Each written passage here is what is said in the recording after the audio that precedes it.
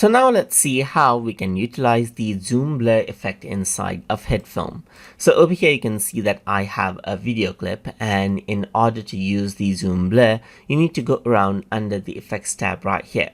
So once you do that, over here, I'm going to go around over here onto the blur section, and here you can see that zoom blur is an option.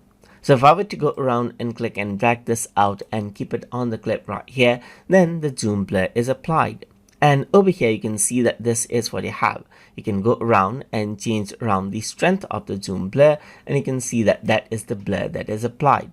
You can go around and move this point right here and change around the zooming point, as you can see, just like this, and this is what you have. That is how the zoom blur actually takes an effect.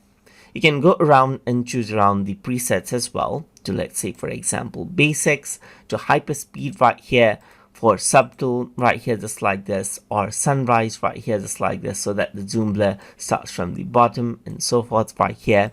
And you can also go around onto the top right, so the zoom blur actually starts from the top right here. But you can see that these are all of the presets right here, and that is how it works.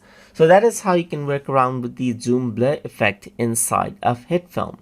So hope you guys learned something as always, and as always, please like, comment, share and subscribe.